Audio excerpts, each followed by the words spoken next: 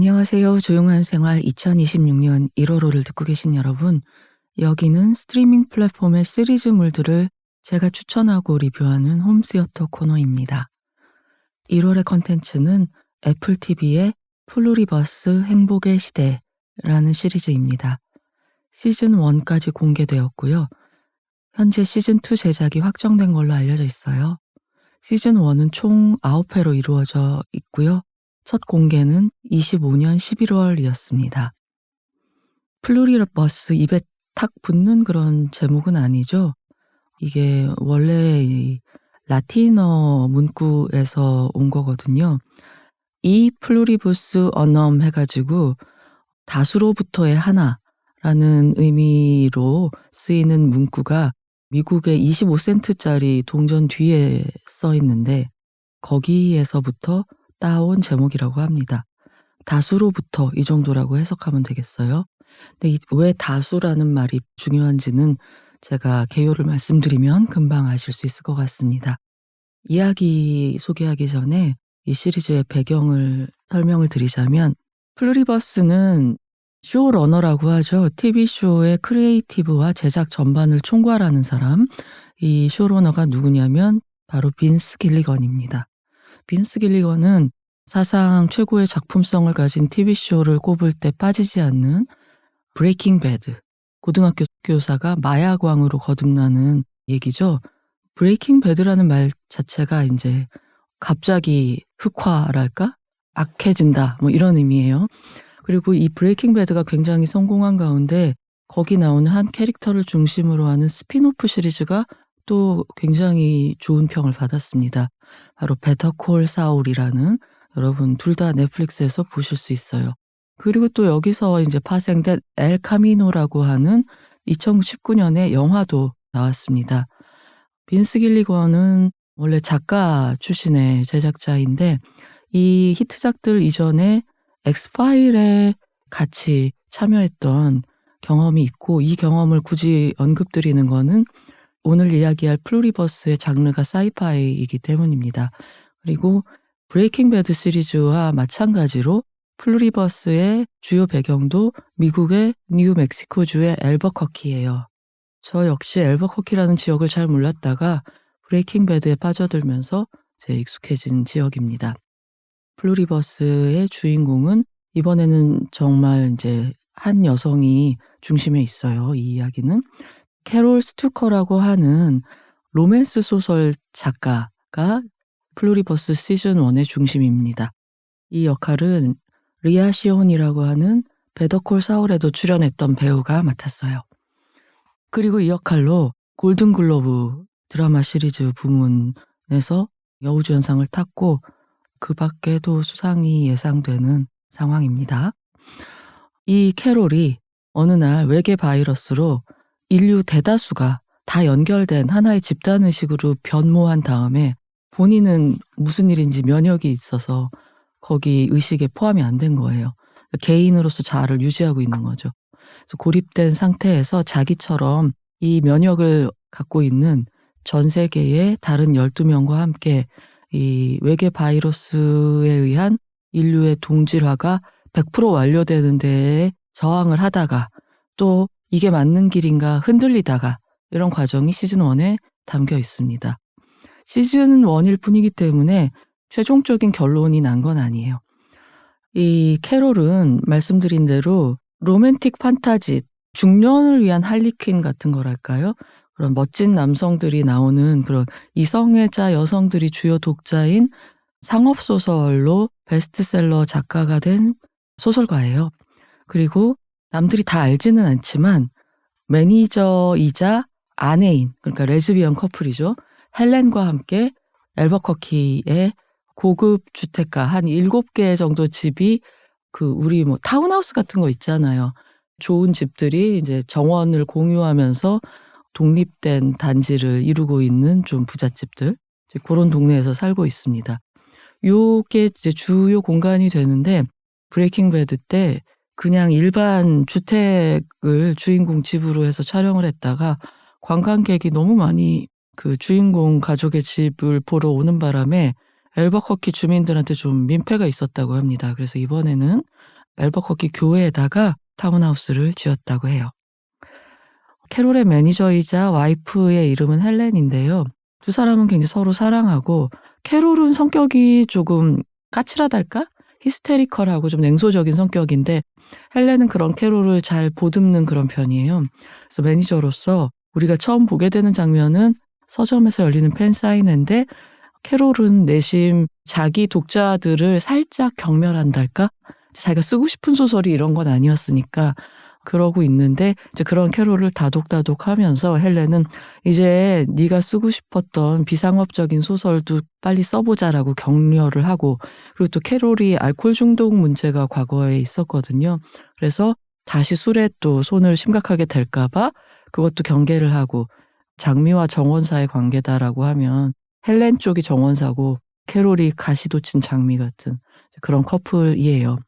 그래서 이 시즌 1이 9회로 이루어져 있는데, 제가 이걸 너무 스포일러를 다 말씀드리면은 싫어하실 테니까 몇 회만 조금 이제 흥미를 돋굴 정도로 말씀을 드리겠습니다. 1화의 에피소드 제목은 We is Us예요. We면 we are 해야 되는데 is라고 하는 단수 비동사가 들어갔죠. 왜냐면은 다수가 하나의 의식이 돼버렸기 때문에 We is Us라는 이상한 문장이 된 거예요. 1화에 보면은 캐롤이 모든 사태가 발생했을 때 이제 상대방한테 모두가 왜 갑자기 위가 된 거야? 라고 물어볼 때 이제 거기에 대한 대답으로 We is us 뭐 이러면서, 제가 지금부터 그들이라고 부를게요. 모두 한 뭉텅이가 돼버린 바이러스 같은 것에 감염된 몸은 지구인인 거죠. 자, 시작은 천문학자들이 우주로부터 어떤 시그널을 받으면서 시작해요. 마치 컨택트 같은 그런 영화처럼 뭘까 도대체 이게 무슨 의미일까라고 이 천문 덕후들이 다 모여서 웅성웅성 의논을 하는 게 오프닝인데, 어느 순간 그중에 유레카가 이제 나오는 거죠. 혹시 이게 바이러스 RNA 서열이 아닐까 하는 거예요. 그래서 그걸 해독해가지고 이제 화학적으로 RNA 서열을 그대로 합성을 해보는 거죠. 재현을 해보는 건데, 그게 합성 중에 바이러스로서 발동하면서 그게 발병이 되는 거예요. 실험실에서. 그리고 그 실험실의 연구자들부터 감염이 시작이 되는 거죠. 그리고 타액을 통해서 감염되는 바이러스가 정확히는 아니지만 우리가 알기 쉽게 일단 바이러스라고 칭합시다. 바이러스가 무서운 속도로 연구실을 중심으로 퍼져나가는 거예요. 그리고 이제 이 사실을 대부분의 지구인들이 모르고 있지만 우리 주인공 캐롤도 아까 말씀드린 첫 장면 사인회를 마치고 헬렌하고 같이 엘버커키의 집으로 돌아오는 길에 뭐 어떤 펍 같은 데 들른 거예요. 근데 갑자기 이제 밤하늘에 뭐 항공기가 막 날아다니는 소리가 나더니 위에서부터 뭔가를 살포를 하는 겁니다. 좀비 영화나 뭐 감염병 영화가 그동안 많이 나와서 아시겠지만, 감염 속도라는 게 우리가 라스트 오브 어스도 지난번에 다뤘지만, 그 사람들을 그 바이러스가 움직일 수 있는 바이러스면은 몇몇 거점에 군이라든가 연구소 이런 데 몇 명만 감염을 시키면은 대량 살포는 순식간에 되는 거잖아요. 이 경우에는 이제 항공기로 에어로졸 같은 거를 살포를 한 직후에 순식간에 모두가 막 경련을 일으키면서 멈춰버린 거예요. 근데 이 과정에서 바이러스 자체가 인류를 죽이지는 않지만 생각해 보세요. 이게 사람이 다양한 순간에 그 마비를 맞이할 거 아니에요. 헬렌 같은 경우는 이렇게 서 있다가 90도로 쓰러져 버립니다. 머리부터. 그러니까 이런 식으로 마비가 왔을 때 머리부터 쓰러져 버리면은 그 사람은 그 부상 때문에 죽을 수 있겠죠. 그리고 뭐 위험한 작업을 하다가 감전이 되면 죽는 것이고, 수술 중에 마비가 오면 죽는 것이고, 그러니까 그 바이러스 자체가 사인은 아니더라도 각자 처한 상황에 따라서 거의 동시적으로 지구가 여기 감염됐을 때 많은 희생자가 불가피하게 나올 수밖에 없는 거예요. 물론 우리가 유래를 보면서 그걸 다 알 수는 없지만, 사실은 이미 늦었지만 여러분 아무것도 모르고 보는 게 제일 재밌긴 합니다. 플루리버스는. 지금도 늦지 않았어요. 나갔다 들어오셔도 됩니다. 근데 헬렌이 쓰러진 상황이 너무 이상하기만 하고 헬렌에게만 닥친 어떤 일인 줄 알고, 캐롤은 빨리 헬렌을 싣고, 아직 숨이 붙어 있는 것 같기도 하니까 이머전시 룸으로 응급실로 데려가는데 이때 그 보통의 응급실보다 이 드라마에 나오는 응급실에 이머전시 사인이 엄청 큰 고딕체로 빨갛게 번쩍번쩍하고 있어요. 그래서 보는 동안 굉장히 위급하다는 느낌을 주거든요. 미술적인 어떤 그런 터치겠죠. 근데 병원이라고 뭐 예외가 아니기 때문에 종합병원을 갔는데 의료진을 포함해서 모두 마비돼서 덜덜덜덜 이렇게 전율만 하고 있는 거예요. 근데 그러다가 갑자기 사람들이 다시 살아 움직이길 시작합니다. 근데 그 사람들이 점점 포위망을 좁히듯이 군중이 다가오면서 하이 캐롤 하고 군중이 동시에 이름을 부르는 거예요. 이 많은 사람이 자기 이름을 알고 있는 거죠. 저는 여기서 이제 형식적으로 은근히 섬세하다고 생각하는 게 한 사람이 동시에 얘기하듯이 완벽한 화음이 아니에요. 이 사람들이 살짝 시차가 0. 몇 초쯤 있는 이질적이지만 동시에 말을 하고 살짝 불협인 것 같은 이구동성이라고 할까요? 그건 왜 그런지 아시겠죠? 몸은 다 각자 다른데 하나의 의식으로 연결돼 있고 그러니까 좀비하고 다른 거예요. 로봇하고도 다른 거죠. 그래서 캐롤한테 다가오니까 얼마나 무섭겠어요. 그리고 헬렌은 아까 말씀드린 대로 뇌진탕이 심하게 왔기 때문에 그대로 숨지고 맙니다. 그래서 헬렌의 시신을 싣고 도망쳐서 캐롤은 이제 자기 집에 와서 숨어버리죠. 집으로 도망쳐서 거실에 TV를 켰는데 갑자기 백악관 브리핑룸이 CNN 화면 같은데 뜨면서 여러분 CNN 보시면 밑에 이렇게 파란 띠나 빨간 띠가 좌에서 우로 쭉 지나가면서 헤드라인이 뜨고 밑에 이제 단신들이 이렇게 지나가잖아요. 근데 이 화면에는 캐롤 이름이랑 이리로 전화하세요라고 전화번호가 뜨는 거예요. 무슨 일인지 알 수가 없고 캐롤이 집에 들어오기 전에 한 번 더 섬찟했던 사건이 뭐냐면은 헬렌을 싣고 여기저기 달리고 하면서 오는 통에 주머니에서 집 열쇠를 잃어버린 거죠.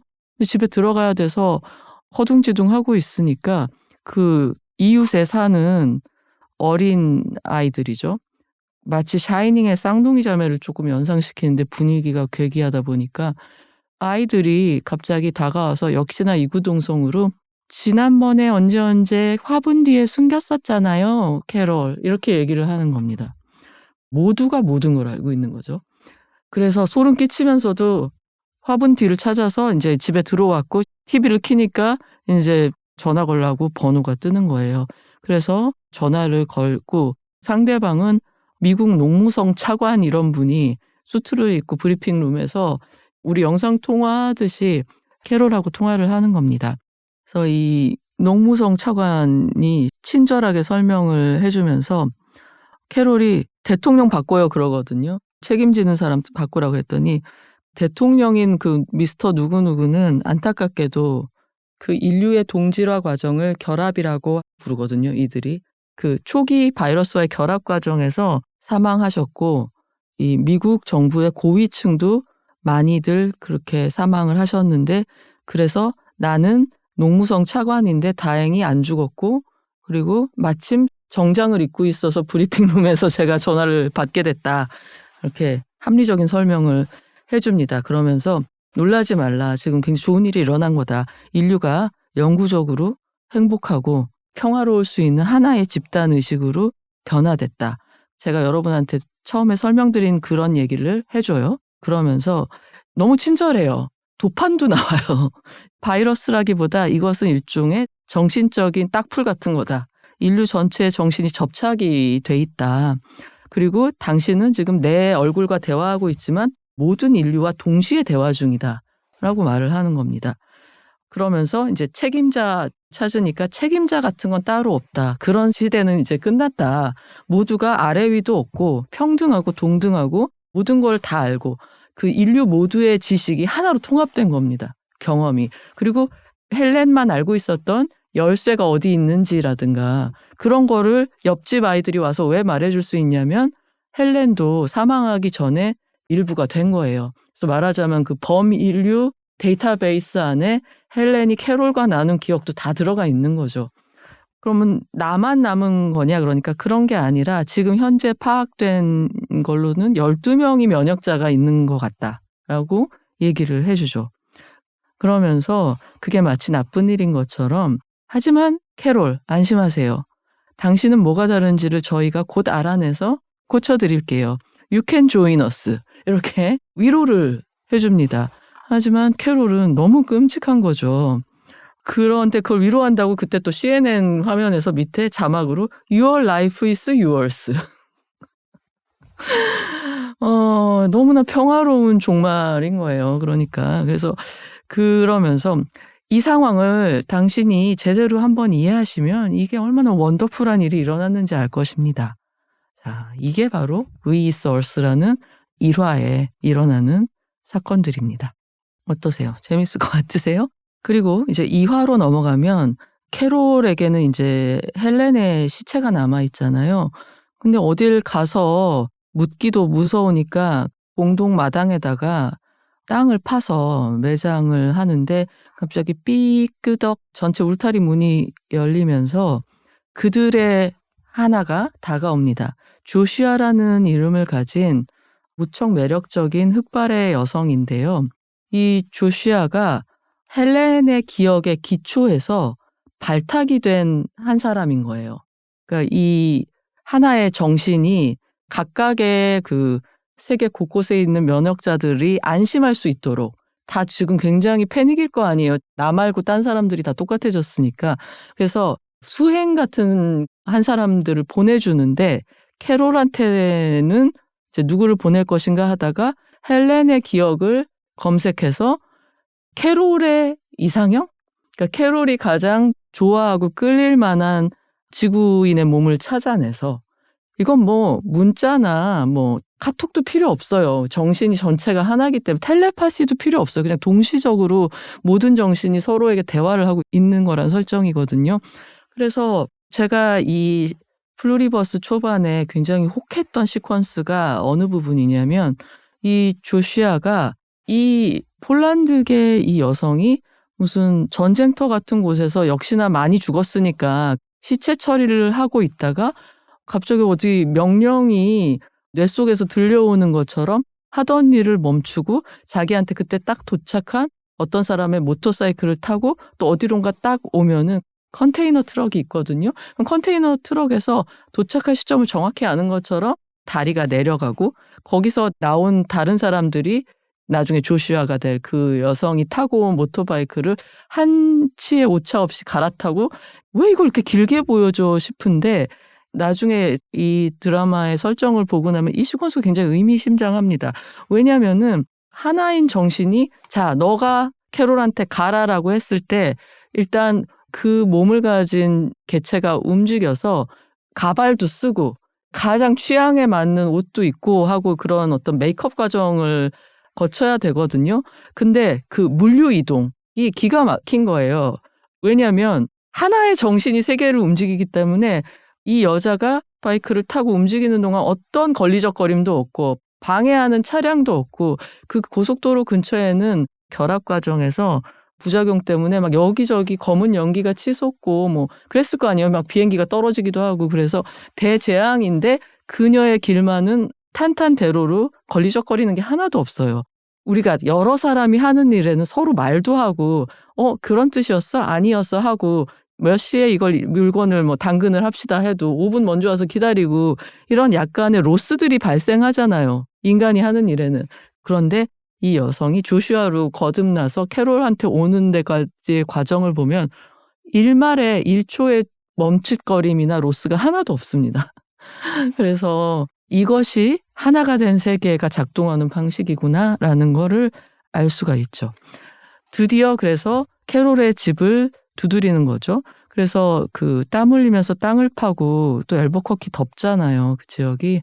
그러고 있는데 옆에서 계속 굉장히 숙련된 스튜어디스 같은 말투로 물을 좀 드릴까요? 저희가 뭐 땅을 파드릴까요? 싫으시면은 괜찮고요. 뭐 이렇게 좋은 매너로 계속 옆을 지키고 있습니다. 근데 캐롤은 제가 말씀드렸지만 성격이 그렇게 좋은 편은 아니라고 했잖아요. 짜증이 나고 화가 나는 거예요. 그래서 조슈아한테 버럭 화를 내거든요. 근데 갑자기 조슈아가 약간 경기를 일으키면서 쓰러지는 거예요. 그랬다가 다시 제정신으로 돌아오는데 약간 시간이 걸리고 캐롤은 자기가 그들한테 화를 내는 바람에 그 순간에 전 세계에서 스탈린이 죽인 사람보다 더 많은 사람이 죽었다는 걸 알게 돼요. 신기하죠? 그러니까 화를 내는 거, 부정적인 감정, 무례한 것 이런 것이 엄청난 데미지를 입힙니다. 이 외계 바이러스에 감염된 인류한테는. 그래서 충격을 받은 캐롤은 나 같은 사람들, 그 12명 중에 영어를 말하고 쓸 수 있는 사람이 몇 명이냐? 라고 조슈아한테 물어봐서 5명이 있습니다. 하니까 정상회담 하듯이 서밋을 열어달라. 대책을 이제 제정신인 사람들하고 인류를 대표해서 해야겠다고 생각을 하는 거죠. 그래서 진짜 무슨 G7 회담 같이 스페인 빌바오에서 이제 이 모임이 열리게 됩니다. 그리고 이제 비행기 한 대를 통으로 빌려가지고 빌바오로 날아가는데 캐롤은 독립운동하는 느낌이랄까? 내가 너희들이 베푸는 향응에 홀릴 쏘냐 하는 그런 느낌으로 퍼스트 클래스부터 다 앉을 수 있는데 이코노미 클래스 맨 끝자리 화장실 앞에 앉아가지고 빌바오로 가고 미국인은 캐롤밖에 없고요. 페루 좀 보면 제3세계가 많아요. 중국 쪽 뭐 이렇게 해서 여러 그 다른 사람들이 오고 모리타니에서 온 한 흑인 남성은 또 면역자들이 특권이 뭐냐면 뭐든지 요구할 수 있고 이 친절한 바이러스에 감염된 그들은 모든 걸 다 들어줘요. 이 사람들을 기쁘게 하기 위해서.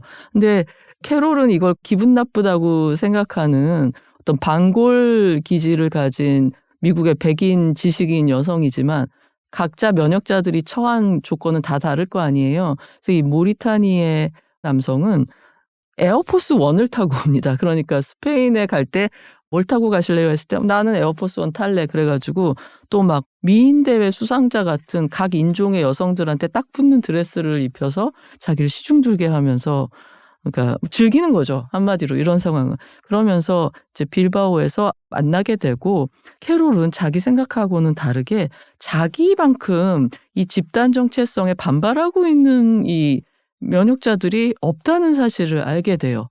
그리고 그 자리에서 질문 대답을 조슈아와 주고받는 과정에서 그 초기 바이러스와의 결합 과정에서 희생된 인류가 8억 명 정도 된다는 걸 듣게 됩니다. 그 다음에 아까 제가 말씀드린 대로 엘버커키에서 캐롤이 버럭 화를 내는 바람에 이제 한 수십만 명 또 죽은 거죠. 그래서 거기 모인 다른 면역자 중에 그런 말을 해요. 지난번에 화낸 사람이 당신이에요? 하고 이렇게 물어보는 거죠. 원망하듯이 왜 그런 짓을 해서 다른 사람 피해를 주게 했냐. 그래서 또 한 번 거기에 대해서 또 화를 내다가 두 번째로 발작을 또 유발하기도 하고요. 그러니까 2회, 3회 이런 거는 캐롤이 이 외계 바이러스의 성격이 무엇이고 할 수 있는 일이 무엇이고 내가 뭘 어떻게 하면은 어떤 일이 일어나고 이걸 하나하나 경험을 통해서 터득해가고 시청자인 우리도 그걸 알아가는 과정이라고 할 수 있어요. 근데 2화가 이제 끝나갈 때 이제 캐롤이 자기 계획대로 이들을 설득할 수가 없었고 그리고 여기서 중요한 안 나온 인물이 있는데 이때까지는 그들이 전 세계의 면역자가 12명이라고 생각을 했는데 뒤늦게 한 명을 더 발견한 거예요. 그 한 명이 바로 파라과이에 있는 남성인데 이 남성은 영어를 시작할 때는 한마디도 못하고 공장 겸 무슨 숙소 같은 곳에서 문을 걸어 잠그고 아무도 접근을 못하게 해요. 그래서 그들의 도움도 다 거절하고 그 안에 대피용으로 놔뒀던 그 건조 식량이나 이런 것만 먹고 버티는 거예요. 밖으로부터 걸려오는 어떤 연락도 받지 않기 때문에 12명의 네트워크에 들어가지를 못했고 이 외계 바이러스도 그를 터치하지 못하게 된 상황이 된 거예요. 여기서 여러분 짐작하시겠죠? 캐롤과 그리고 이 파라과이의 아저씨 이 두 사람이 앞으로 인류가 이 사태를 어떻게 받아들일 것인가에 의해서 키를 쥐게 됩니다. 나머지 면역자들은 상당히 이제 순응하는 방향으로 가기 때문에 그리고 그 빌바오에서 그 회동의 마지막은 아까 말씀드린 그 굉장히 호색한이고 에어포스 1을 타고 온 그 남자가 안 그래도 주변을 여자로 둘러싸 놓고도 조슈아한테 매력을 느끼는 거예요. 그래서 조슈아도 당신 그렇게 상관없으면 내가 조슈아를 라스베이거스로 데려가겠다. 내 여자 중에 하나로 라고 하거든요. 그래서 캐롤이 처음에는 그러든가 말든가 나한테 왜 물어보냐 이런 식으로 했는데 마지막 순간에 그걸 두고 볼 수가 없게 돼요. 근데 여러분 짐작하시겠지만 캐롤의 욕망에 근거해서 만들어진 인물이잖아요, 조슈아가. 그렇기 때문에 헬렌을 잃은 그 마음의 빈자리 그리고 욕망 그걸 채울 수밖에 없는 거고, 제가 로맨스 판타지 소설을 이성애자 독자들한테 많이 판 작가라고 말씀드렸는데, 원래는 헬렌과 캐롤만이 알고 있는 비밀은 뭐냐면은 두 사람은 레즈비언이었고, 캐롤의 판타지 소설에 등장하는 너무너무 멋있는 라반이라는 남자가 있거든요. 트와일라이트 시리즈로 치면 로버트 패틴슨 같은 그런 모든 소녀가 열광하는 너무 섹시한 남자가 나오는데, 사실 처음에 구상할 때는 그게 남자였겠어요? 여자였던 거죠. 그러니까 그 모습도 조슈아한테 들어있기 때문에 이제 캐롤과 조슈아는, 캐롤이 가장 공격하고 비난하는 멤버도 조슈아지만 특별한 감정이 싹틀 수밖에 없는 겁니다. 자, 그리고 이제 3화로 가면 얼마나 이제 캐롤이 필요로 하는 것들을 손 하나 까딱 안 해도 되게 드론이 막 갖다 줘요. 이게 자동 응답기 시스템이거든요. 전화로 뭐뭐뭐가 필요하다 그러면 한 10초 후에 드론이 갖고 와서 마당에다 이렇게 떨어뜨려 주는 굉장히 편리한 쿠팡을 능가하는 그런 배송 시스템인데, 그것도 마뜩치 않아서 캐롤이 나는 내가 장 보고 싶다라고 해서 늘 가던 그 마트에 가거든요. 근데 마트가 텅텅 비어 있는 거예요. 그게 왜 그러냐면 그들이 새로 관리하고 경영하는 지구는 일종의 공산주의 사회인 거예요. 그러니까 전체의 입장에서 가장 큰 효율을 낼 수 있도록 자원을 분배하기 때문에 기호식품 이런 거를 돈을 가진 사람들이 즐기는 게 아니라 가장 필요한 곳에 그런 것들을 딱 필요한 양만 보급하도록 이제 경제 체제가 돌아가고 있으니, 이 뉴멕시코주의 중산층 생활구역의 마트 같은 데서는 물건이 다 빠졌을 수밖에 없겠죠. 근데 캐롤이 원한다고 하니까 갑자기 수많은 컨테이너 물류 트럭들이 주차장에 등장을 하면서 줄을 지어서 갖은 피부색과 연령대의 남녀노소가 트럭에서 착착착 내리고 줄 지어서 그 식품들을 신선식품, 가공식품, 냉동식품 막론하지 않고 들고서 채워넣기 시작합니다, 마트에다가. 제가 아까 조슈아가 캐롤한테 오기까지의 그 물류 이동의 완벽함을 말씀드렸잖아요. 이것도 보시면은 그 사람들이 각 트럭에서 내려가지고 식품 매장에 선반들을 채우는 데 있어서 우왕좌왕이란 게 하나도 없어요. 일개미 여러분 구경해 본 적 있으세요? 어렸을 때? 진짜 열 맞춰가지고 오와 열이 딱 맞게 효율적으로 움직이잖아요. 어떤 혼란도 없이 마치 하나의 브레인에 의해서 움직이듯이. 근데 딱 그거를 안무하듯이 해서 보여줍니다. 그래서 이 영화는 안무가가 당연히 이제 제작진 중에 있었고요. 그 전문가들이 염두에 둔 거는 좀비가 아니다.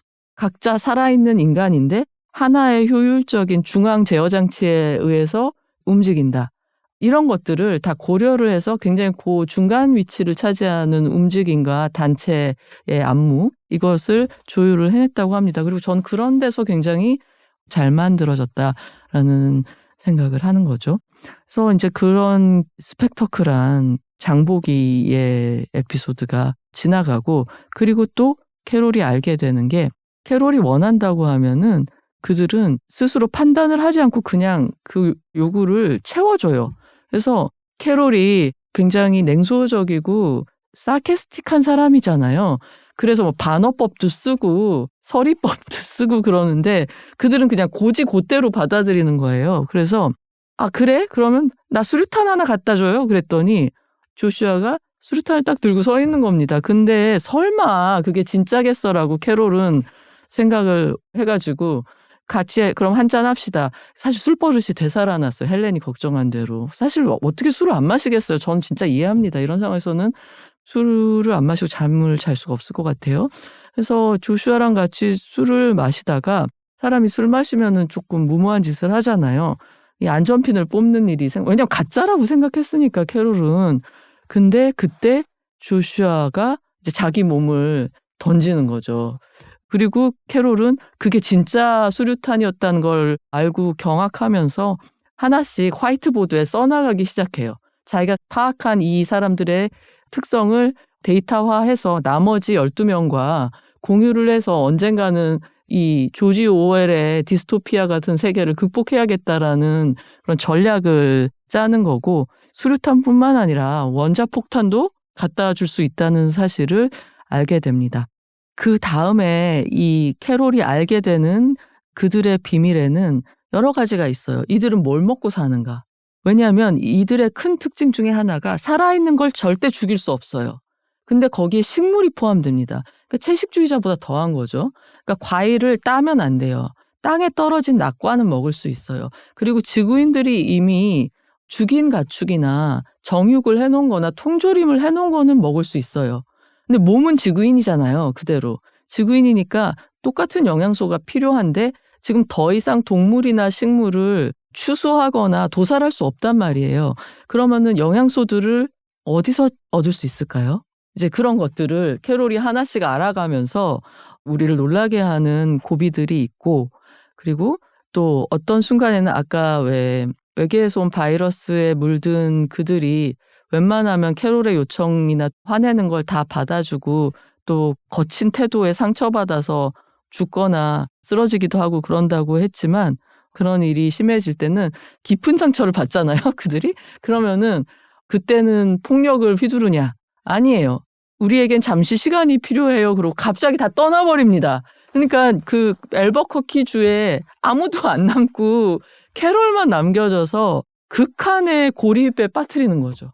물론 그렇다고 먹을 걸 안 준다거나 그런 건 아니에요. 지금까지 파악하셨겠지만 그들은 그렇게 사람을 미치게 하는 게 아니라 다른 방식으로 미치게 하는 거예요. 그러니까 우리 사이엔 거리가 필요해요 하면서 그 예전까지는 전화로 뭐가 필요해요 하면 바로 갖다 줬다 쳐요. 그 요구를 충족시켜주는 일은 계속해요. 근데 어떻게 하냐면은 녹음 메시지로 바뀝니다. 그러니까 그 앞에 거 다 들어야 돼요. 그게 한 1분 넘는 것 같아요. 제 기분상. 앞에 쭉 얘기를 하거든요. 지금까지 우린 좋은 관계였지만 지금은 한운 수 없이 저희가 거리를 둬야겠네요.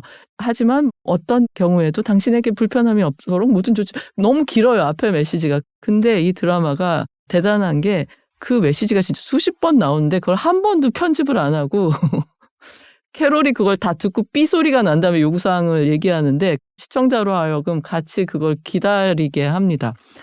특히 한국 시청자들은 굉장히 열통이 터지죠. 우리 참을성이 좀 없잖아요. 빨리빨리 하는 걸 좋아하고. 그래서 삐 소리가 난 후에 그 오더를 받아서 필요한 거를 채워주면서 약간의 그들과 캐롤 사이에 시차가 생기고, 이제 어느 쪽이 항복하느냐 뭐 그런 문제가 있는 거죠. 그리고 여러분 아까 말씀드렸던 그 파라과이의 면역자, 이분은 이제 뒤늦게 캐롤이 보낸 영상 메시지. 이것도 웃기죠. 어떻게 영상 메시지를 나머지 12명한테 보낼게요? 부탁하면 됩니다. 그들한테. 그들을 무찌르려는 계획이지만 캐롤이 자기가 알아낸 걸 녹화해서 그들은 그런 속성이 있습니다라고 하고 드론한테 부탁하면 드론이 세계 곳곳에 있는 12명한테 소포를 배달을 해줍니다. DHL보다 더 빨리. 근데 아까 말씀드린 대로 다른 면역자들은 이제 이 여자 또 시작이네 이러고서 안 봤을 수 있고, 근데 파라과이에 있던 이분은 아예 차단을 하고 있었기 때문에 우편물도 안 받고 있다가 나중에 캐롤의 그걸 보고서 아, 내가 그녀에게로 가야겠다. 우리 둘이 힘을 합해야겠다는 생각을 하고서 파라과이로부터 앨버커키까지 고독한 여정을 떠나기 시작합니다. 근데 이 사람 비타협적이기 때문에 가는 게 쉽지 않을 거 아니에요. 먼 길이고. 그런데 그들이 중간에 계속 등장해서 도움을 제안하거든요. 지금 캐롤한테 가시는 길이죠. 당신과 당신의 짐을 옮겨드리겠습니다. 원하시면 당신이 몰고 있는 이 차체로 저희가 옮겨드리겠습니다.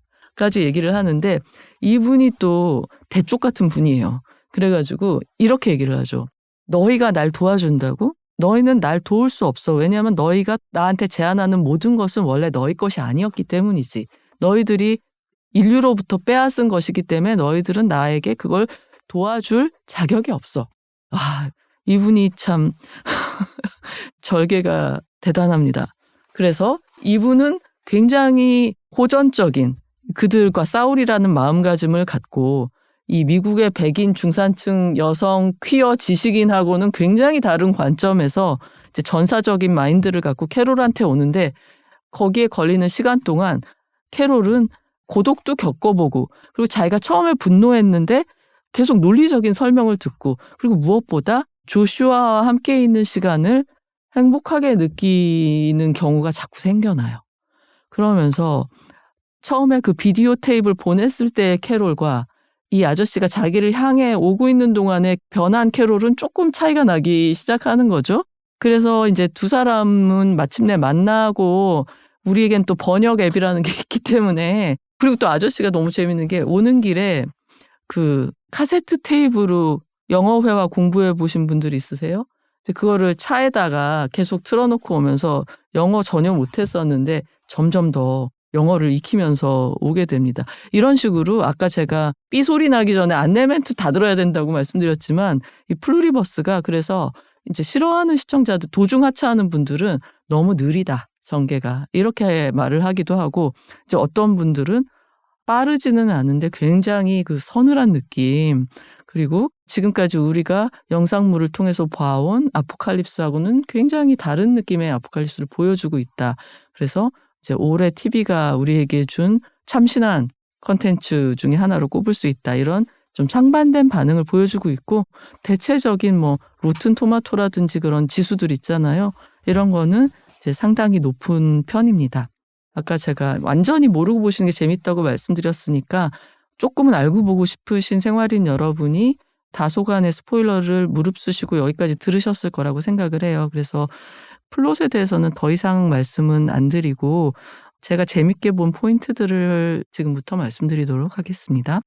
자, 일단 주인공의 캐릭터를 보죠. 캐롤. 캐롤은 지금까지 빈스 길리건의 주인공도 그렇고 많은 아포칼립스물에서 남성 주인공인 경우가 많아요. 그건 이제 육체적으로 아무래도 살아남을 가능성이 많은 게 남자인 탓도 있겠죠. 그런데 캐롤은 여성이고 또 하나 특이한 거는 호감형이 아닙니다.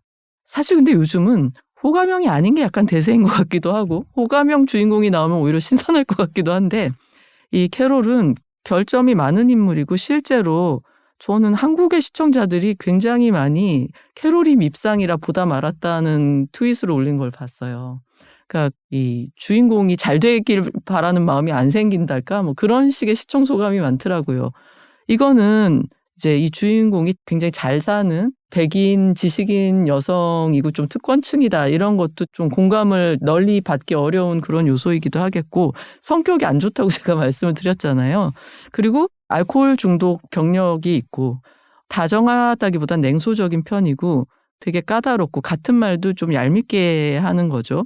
저한테 있어서의 비호감 포인트는 뭐였냐면 자기가 스스로 누가 강요한 게 아니라 더 넓은 대중성을 얻으려고 자기의 퀴어 정체성이나 그 순문학, 진지한 문학에 대한 야망을 감추고 로맨스 판타지를 쓴 거잖아요. 그런데 그래놓고서 또 자기한테 줄을 서는 그런 애독자들을 속으로 조금 낮추어 본다는 게 저한테는 좀 비호감 요소였어요. 어쨌거나 캐롤은 브레이킹 배드처럼 어쩔 수 없이 생활을 위해서 범죄에 말려든 뭐 남성 안티히어로라든가 베터콜 사울처럼 어쩌다 보니 영웅이 되는 그런 변호사 이런 거하고는 다르게 예술가인 히스테리컬한 여자다. 또 하나 특징은 이제 성소수자라는 거겠죠. 레즈비언.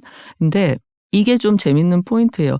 소수자 마이너리티가 주인공이 되는 게 힙하니까 그건 아니라고 봐요. 플루리버스의 주제랑 성소수자성은 좀 가깝다고 보는데 이 지나가는 대사로 캐롤이 어렸을 때 교정학교에 부모에 의해서 억지로 보내줬던 그런 추억을 가장 끔찍한 기억으로 갖고 있는 게 나오거든요. 이 주제에 관한 영화도 하나 나왔었는데 카메론 포스트의 잘못된 교육이라는 영화도 국내에서 개봉을 했었습니다. 이런 성 정체성이 일종의 병이고 치유할 수 있다고 생각해서 이제 지나간 시대에 여름 캠프 같은 데 보내서 억지로 그걸 바로 잡으려고 하는, 바로 잡는 게 아니라 사실은 꺾는 거죠, 정체성을. 그러니까 이 캐롤은 타자성을 누구보다 잘 알고 있는 거예요. 소수자성을 누구보다 잘 알고 있는 인물이고, 그러니까 처음부터 전체적으로 행복한 사회가 됐을 때 그거를 삐딱하게 바라볼 수밖에 없다라는 설명이 좀 더 용이하기도 하고, 반면에 캐롤은 소설가로서 인간 자체를 원래 별로 좋아하질 않아요. 있잖아요. 왜 인류를 그렇게 좋아하지 않는 사람들을 뜻하는 영어 단어도 있고 그런데 따로. 그런데 갑자기 자기가 인류를 수호하기 위해 싸워야 되는 그 투사의 입장에서 서야 되는 이런 양면의 아이러니가 있는 거죠. 그리고 모든 인류가 각자 제정신이었을 때도 이 작가는 좀 자기 혐오도 강하고 그래서 술에도 의존하고, 물론 자기 혐오는 이제 자기가 그런 소설을 정체성 가면을 쓰고 팔아서 돈을 많이 벌었다는 그런 것도 있겠죠. 근데 이제 이런 사람이기 때문에 사실 혼자서도 잘 살 것만 같았는데, 아까 제가 그 삐진 그들의 대철수 작전도 얘기 드렸지만, 그런 상황이 왔을 때 이런 인간이 고독을 느낄 것인가 안 느낄 것인가, 이런 게 굉장히 흥미로운 사회적 실험 상황 같이 되는 거죠. 그리고 또 하나, 그 성 정체성 전환 억지 치료를 겪어봤잖아요. 근데 이거를 어떻게 보면 이 외계 바이러스의 면역 체계 동화 시도하고 대입해서 볼 수도 있죠. 그래서 캐롤이 무의식적으로 자기가 갖고 있는 가장 끔찍한 기억에 대비해서 절대적으로 거절할 수도 있는 거죠. 근데 요거는 1대1 대비가 어려운 거는 뭐냐면, 이 외계 바이러스가 지구 기준으로 상당히 리버럴해요. 조슈아를 보내준 걸로 봐도 알 수 있지만 광범위한 성적 지향을 다 포용합니다. 이 외계 바이러스는. 어떻게 보면 이 시리즈 재밌는 점이 우파 세상에 대한 좌파 공포로도 읽을 수 있고 좌파 세상에 대한 우파 공포로도 읽을 수가 있는 거예요. 그래서 어떤 성애를 갖고 있든 이 바이러스는 되게 공평하게 다 받아들입니다. 그리고 또 하나 이 주인공 재미있는 점은, 아까 빌바오 회담 때 보면은 이 캐롤 말고 다른 그 12명은 가족을 동반한 사람이 대부분이고 그래요. 근데 우리가 가만히 곱씹어 보면은 헬렌 말고 캐롤은 아무도 없나? 이런 생각이 들거든요. 이런 식으로 하루에 8억이 죽었으면 사촌의 안부라도 걱정이 되지는 않을까요? 성정체성 교정시설에 억지로 보낸 부모하고는 물론 절연을 했을 수도 있겠죠.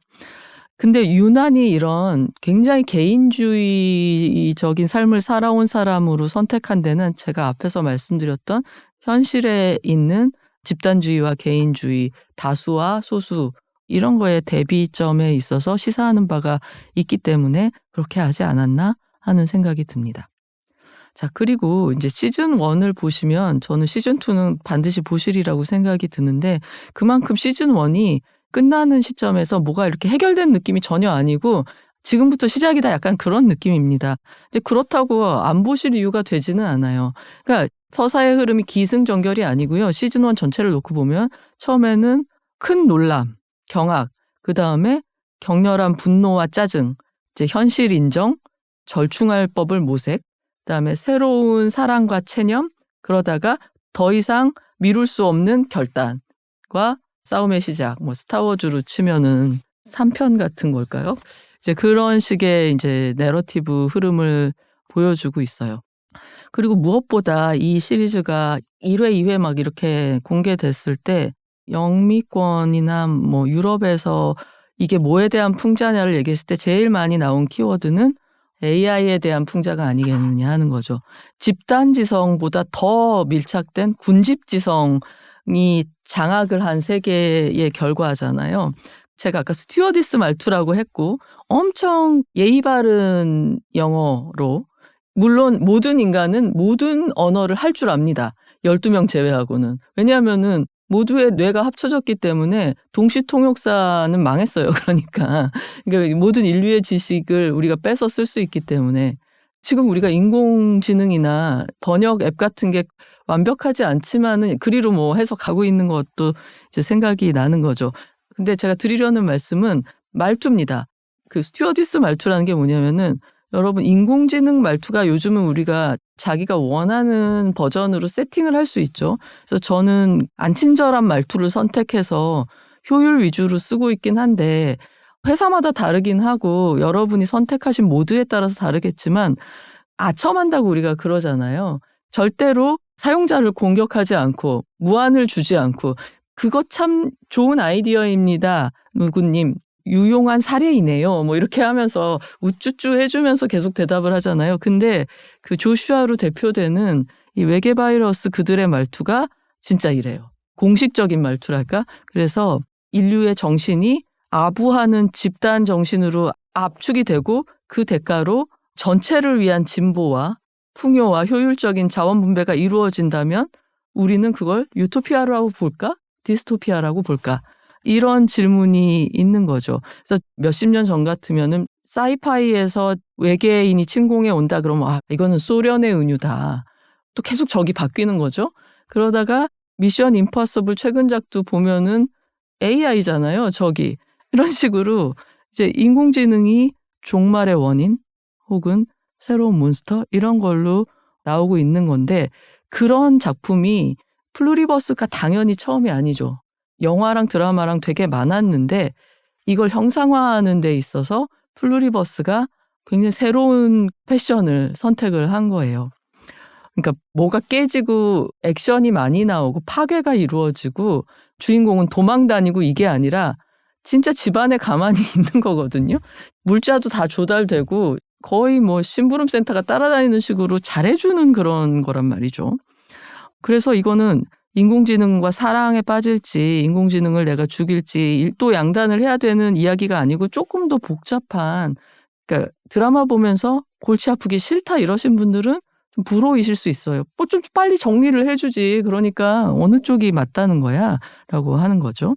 그래서 이제 철학적인 혹은 정치적인 문제에 대해서 가령 각자 능력에 따라 일하고 기여하고 필요에 따라 자원을 분배한다. 이게 이제 이상적 공산주의잖아요. 현실 공산주의가 있기 전에 이제 막스나 엥겔스가 생각을 했던 그런 건데 그런 면에서 보면은 이 바이러스가 하고 있는 일이 굉장히 잘하는 건데 여기서 이제 가장 찜찜한 그리고 캐롤이 가장 저항하는 문제는 특히 미국 시청자들, 미국인들이 강하게 느끼는 거죠.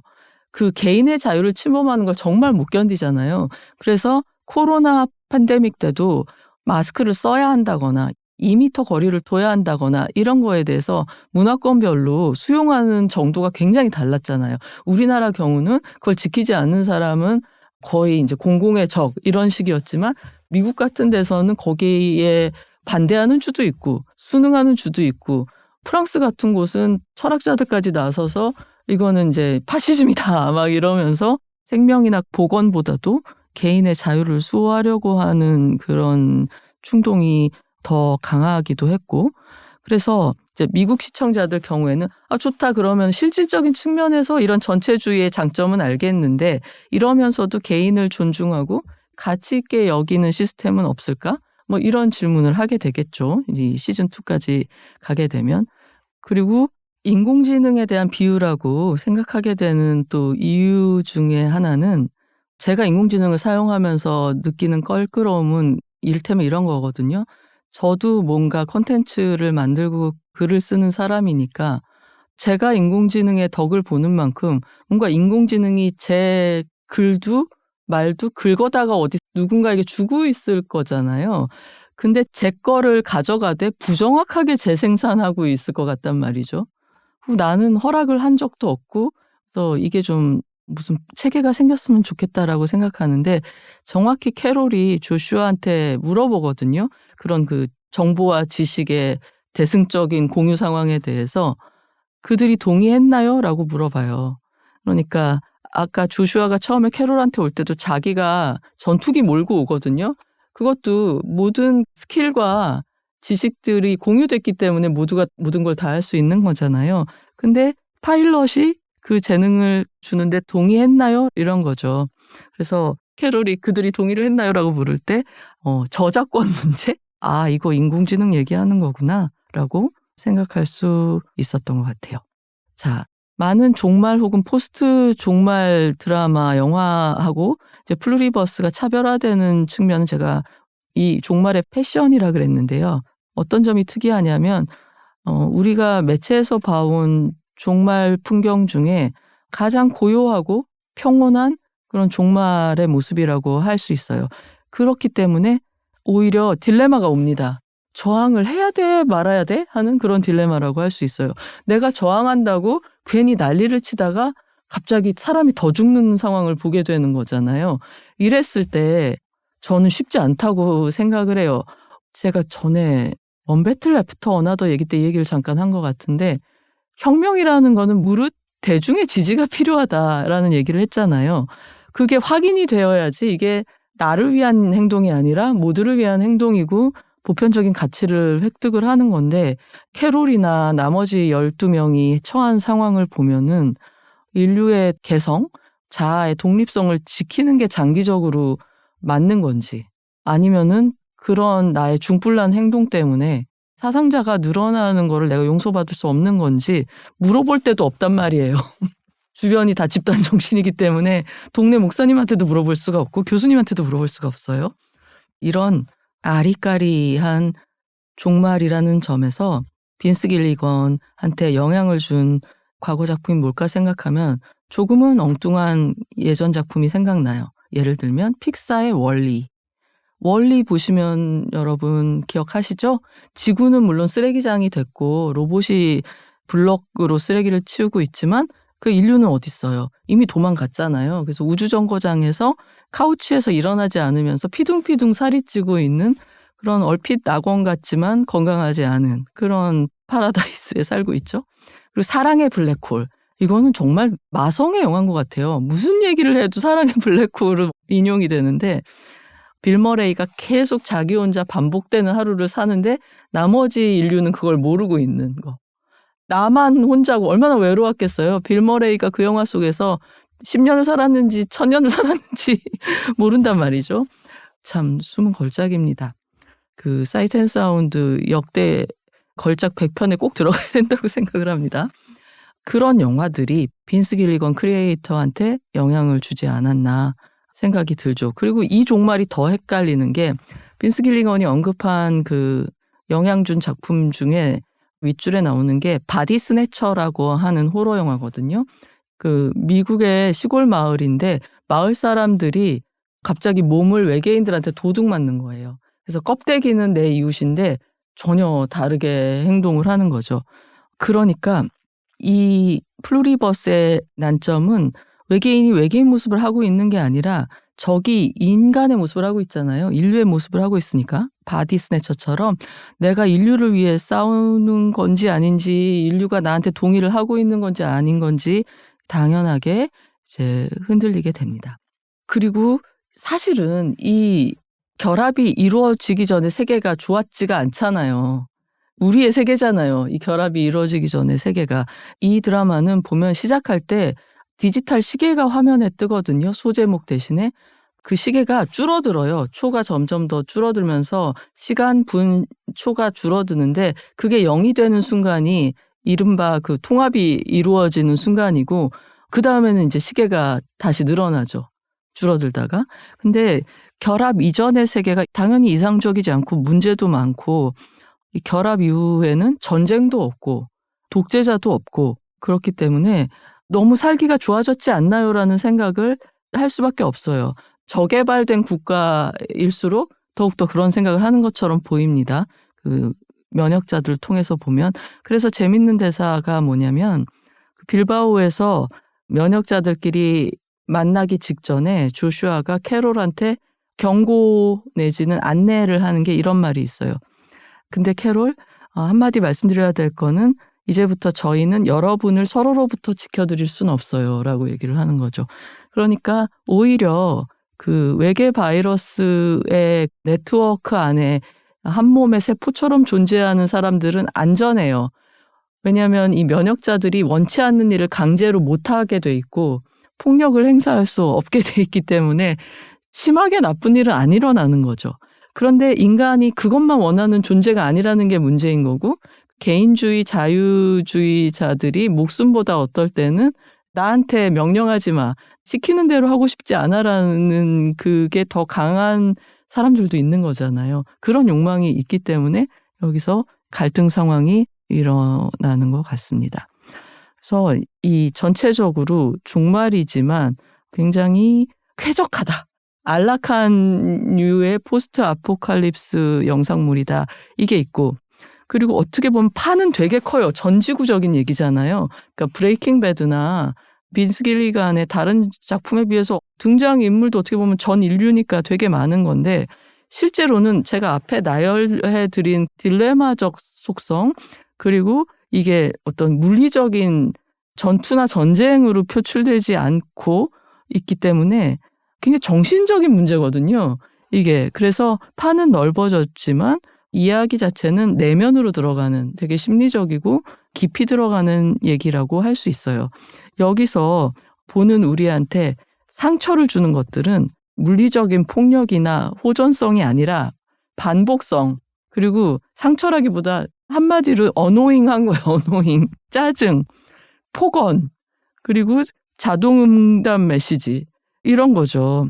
그러니까 우리가 또 새삼 반성하게 되는 거는 이 예민한 우리의 이웃들은 평소에 우리의 심한 말, 폭언, 그리고 배려 없는 짜증에 의해서 상당히 내상을 입고 있었겠다. 이런 생각도 하게 되는 거죠.